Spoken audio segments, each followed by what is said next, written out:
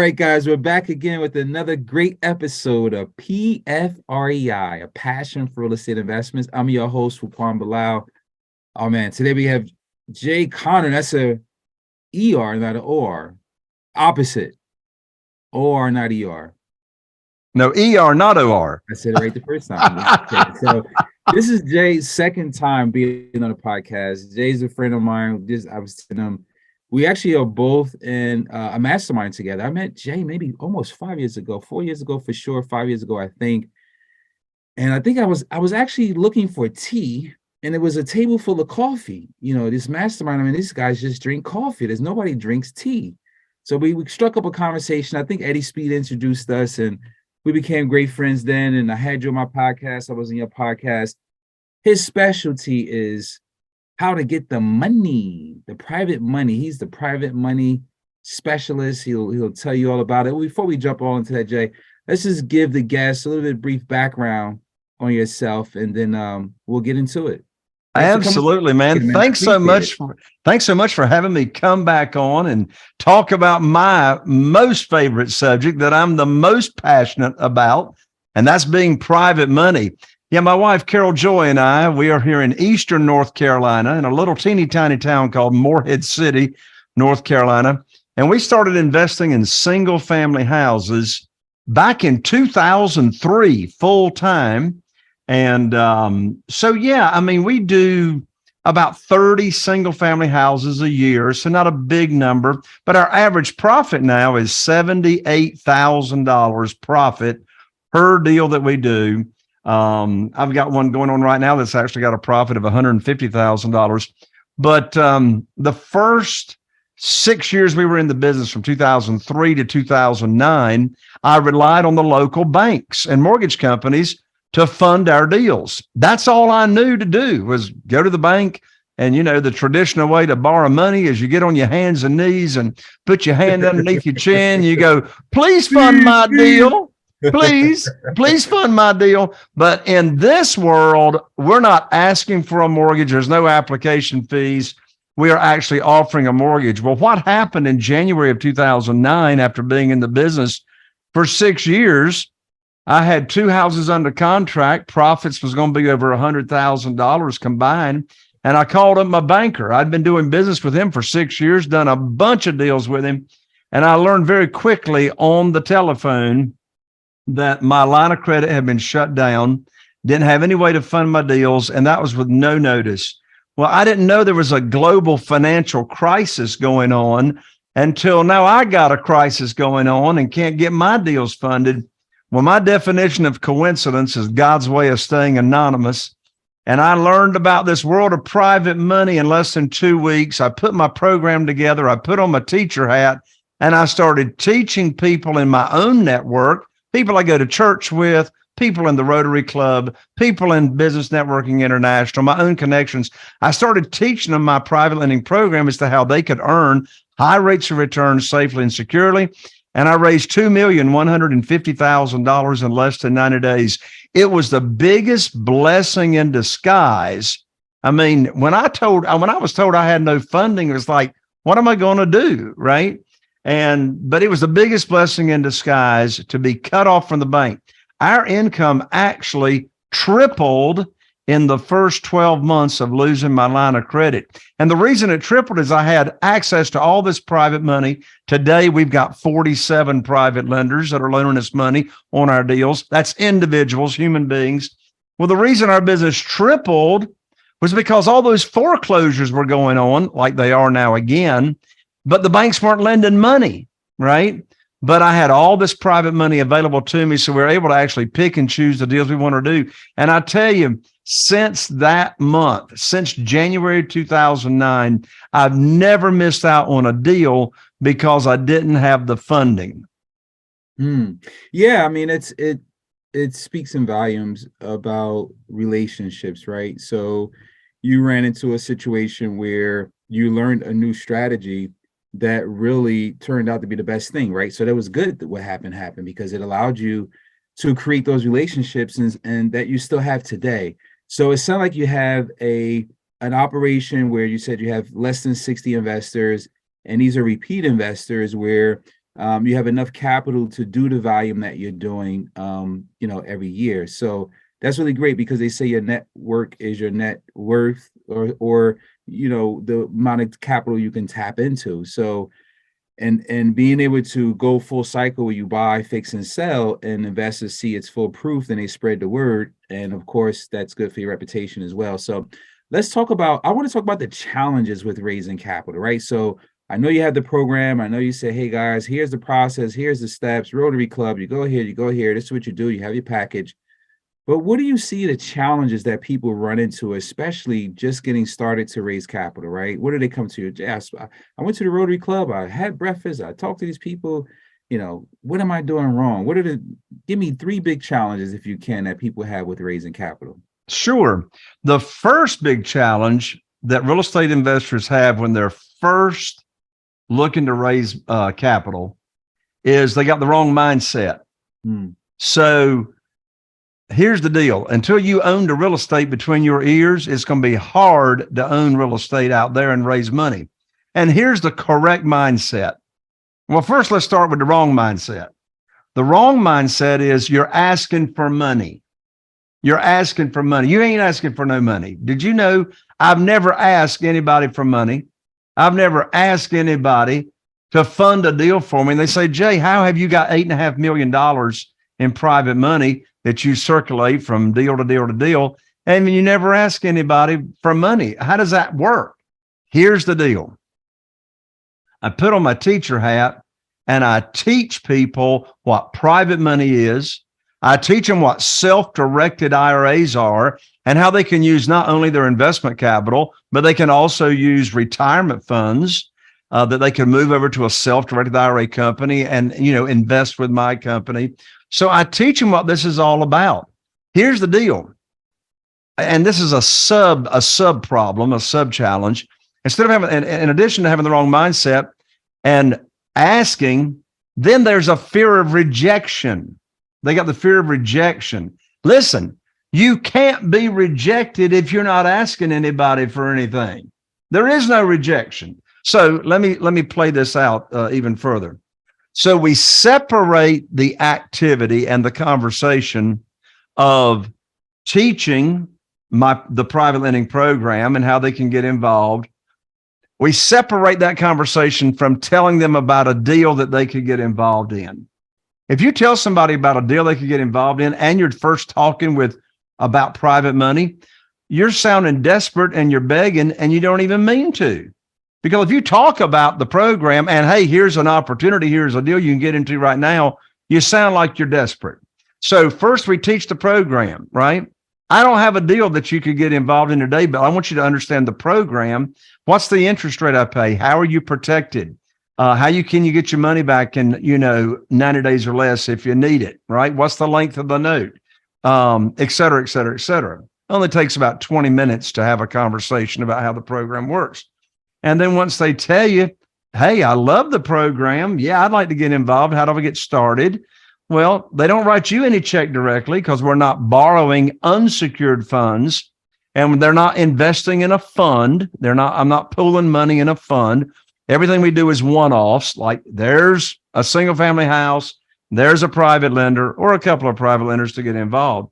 So they tell me what they got to work with. They tell me if they've got retirement funds that they want to use. I'll introduce them to my self-directed IRA representative where I refer all my private lenders to.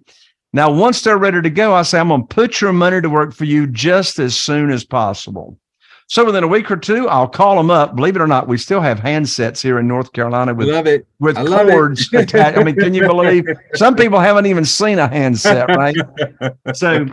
So I call them up, and here's the exact script. I say, I've got great news for you. I can now put your money to work. I've got a house in Newport. Notice I didn't give them the address. They could care less. I got a house in Newport with an after repaired value of $200,000. I didn't tell them the purchase price because they could care less. They want to know what's the after repaired value because I taught them that in the program. A house in Newport, after repaired value of $200,000. The funding required for the deal is $150,000. I know they got $150,000. They already told me. Closing is next Friday, so you'll need to have your funds wired to my real estate attorney by next Thursday. I'm going to have my attorney email you the wiring instructions. End of conversation. I didn't ask them if they wanted to fund the deal. That's the most stupid question in the world I could ask. Of course they want to fund the deal. They've been waiting on the phone call, particularly if they've already moved their retirement funds over to the self-directed IRA company, the third-party custodian. Well, they're not making any money until I call them and tell them, hey, I can now put your money to work. So it's very, very logical progression as to what conversation you have first, second, and third. So back to your question, what are the challenges and problems that people have? Number one, you're not chasing, begging, or selling, or persuading anybody. You're teaching. That's the right mindset right there.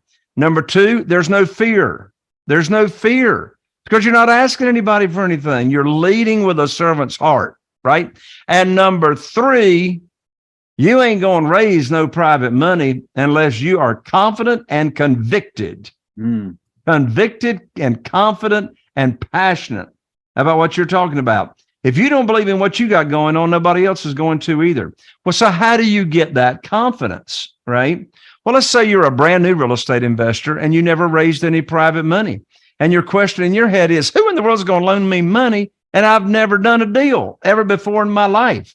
Here's the answer to the question. If you don't pay your lender, the property does. Okay? If you don't pay, the property does. So, and of course, if you're looking to do your first deal, you better be working with somebody who knows what they're doing, as in a mentor or a coach, right? You better be working with somebody, right? And so, as I said, we're not borrowing unsecured funds, right? So how you gonna get that confidence to come across? You got to know the private lending program backwards and forwards. So if you want to go down to Smithfield's fried chicken and barbecue after Sunday, go meet in church and have lunch, you can have a casual conversation over that fried chicken talking about private money. Another reason they fail is they don't know how to start a conversation. Well, my favorite way to start conversations is with did you know questions. I love did you know questions. You can just bring this question up anytime you want to, right? You're having coffee down at Starbucks and you're with a friend or whoever, and just in the conversation, look, did you know, hey, this is a writer downer right here. Did you know there's a way people can earn unlimited money per year tax-free? Let me repeat that. My favorite did you know question. Did you know there's a way people can earn unlimited money per year tax-free? Well, of course, they don't know the answer to that question. They don't know how that works. Well, the answer is when they say, no, I never heard of that. I say, well, my next question is follow up with a question. Have you ever heard of self-directed IRAs? Well, they ain't never heard of self-directed IRAs. So now when they say, no, what in the world is that? Well, now you can have a conversation about self-directed IRAs. And when you have a Roth IRA, you can now invest that money because that's after tax investment money. I said, look, I got one private lender that earned $72,000 from me last year, tax free, right? So you've led that conversation with curiosity and you're going to be telling them something they ain't never heard of. And you're going to see the aha moments and the light bulbs lighten up in their eyes and their head. So those are the main challenges. Know your program, be confident. You're not chasing or begging, right? Or selling. You're teaching, you're leading with a servant's heart. And, you can't lose what you ain't got. Got it. Hey, I want to make a pivot for a minute to where we are now in the marketplace. There's a lot of headwinds in the market. In fact, Q4, even I experienced the sentiment from investors being fearful, not knowing what's going on, interest rates increasing. How has those different dynamics affected, if at all, your business or the raising capital part? Because it was crickets for me in Q4. It was slow when I compare Q4 last year to Q4 the year before. And even some early parts of Q1 is just starting to turn around now where investors are starting to gain some confidence in the market. How has that affected, if any, It hasn't affected my business any. In fact, I've got more private money that's been referred to me in the last few months. And the reason that is that all my private lenders I taught. I don't do any business with private lenders that were already lending money out and already are familiar with how the game works. Everybody I'm doing business with, I am their trusted advisor. Got it. Yeah. So you're educating them, having that transparency, keeping them abreast of what's happening, and that instills the confidence in them. And plus, as you mentioned, the deal is secured. You're saying, hey, you have a mortgage or note. There's some equity cushion in there above what your loan is. You're insured. So if the house burns down, you get paid back. So you're going through all of that. So as long as there's still a buffer of what they're putting in versus what it's worth, and they're secured, then it's a win-win. So the single family house lending. In fact, I think that lending part of the business increased more when it started to slow down for other things, because most private investors started to take advantage of, increased interest rates. Hey, we can get an extra point, we can get extra here, we can get there. So that's kind of what I didn't know if any of your investors came out, you know, asking for, hey, we feel like we should get more points or certain things. I did see that happening to a few other people that I know that pretty much borrow money on private lending. The lenders were like, hey, well, interest rates are higher, we got to charge a little more. Yeah. Well, first of all, I don't pay any points. I don't pay any origination fees to my private lenders. It's a straight 8%. And you know what's interesting? I started paying my private lenders 8% in 2009. I haven't changed it since, with all the volatility and interest rates going up and coming down. And so I had one private lender last year. I had one private lender have that conversation with me. They said, Jay, interest rates are going up, quite a bit. Do you see the interest that you're going to pay us go up? And I say, and I reminded her, I said, well, I base on what I pay to my private lenders, compare that to what they can get in a 12-month certificate of deposit at the bank. And here's what's interesting. So, 3 years ago or less, the average interest rate annual, or the yield of a CD, 12-month CD, got all the way down to 0.17%. 0.17%. And I was talking with somebody earlier this week, and they had in their mind that the average now on a 12-month CD yield in the bank is between 4 and 5%. I say that 4%. Yep. Something cannot be further from the truth. Yeah. Google it yourself. I Googled it 48 hours ago. The average 12-month CD yield, average in the nation, is 1.37%. Mm-hmm. Now, where do you see these 4% and 5% banners? Let me tell you where you see them. You see them out in front of a credit union. Look at the small print. They're paying that on the first $25,000. What are they paying on everything above $25,000? 1%, 1.25%, right? So always read this, the fine print. Yeah, and plus it's still higher than Treasury bonds. Some people I saw started to go into Treasury bonds. They feel as though it's more secure, more safe, but still the property itself is the security. So I get what you're saying, and it is always good to point out to investors, hey, if you were in the stock market, if you were doing this is what you would get compared to what we're doing. So, well, that's another reason I got more private money chasing me, particularly over the last 2 years, 2.5 years. The volatility of the stock market. They are sick and tired. And you talk about the word fear. They are fearful. And the older someone gets, the more fearful they become of the volatility and are afraid that they're not going to be able to outlive another correction, if you will. And of course, as we know, what's wonderful, particularly with our older private lenders, what they love is they know exactly what their rate of return is going to be. And they don't have to worry about the value of their investment, that principal loan amount or investment, as contrasted to the stock market. They don't have to worry about there any value decreasing or coming out of that. Now, let's talk about term for what I mean. I see that the conversation, because I speak to investors all the time, and even myself as an investor, I'm looking at the sponsor syndicators or short-term deals, transactional funding deals where I can lend money for 90 days or for 6 months. Um, do you see that the term has changed? Is it a year, 2 years? Have investors said, "Hey, I want something with a little bit more liquidity, shorter term, because where the marketplace is at"? Well, because I give all my private lenders, except when they're loaning me retirement money, I don't do this with retirement money.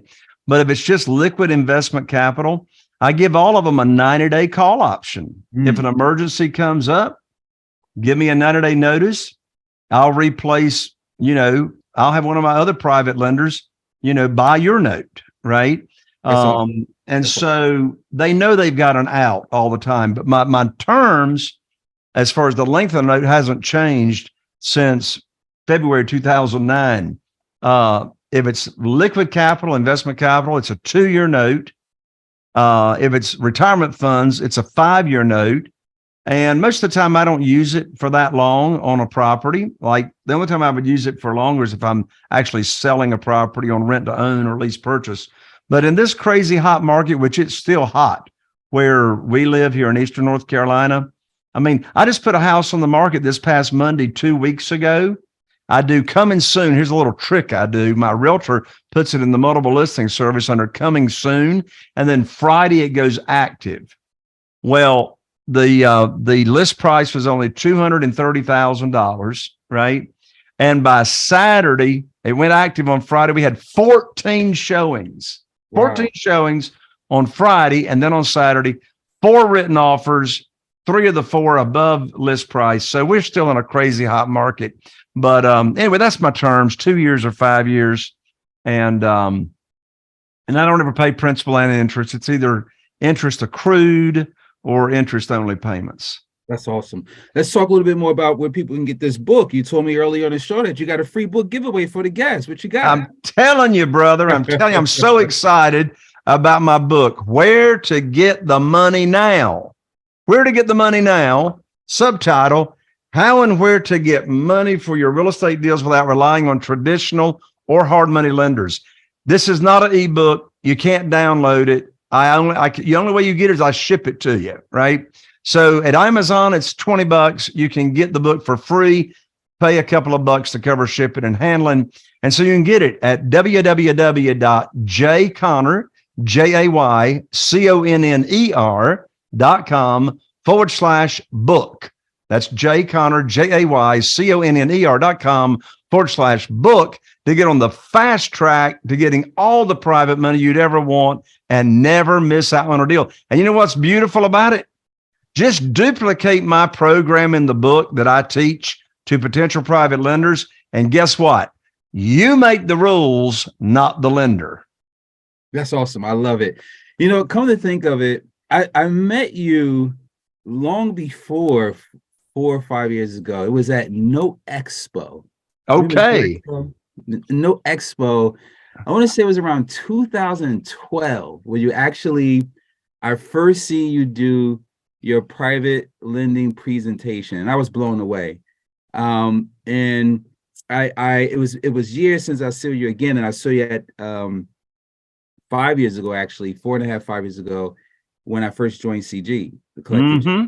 I was like, this is the guy that was speaking about the private money, and still here today. I Still going, man. still Still going. going. 10 years later, 10, 11 years later. I love it.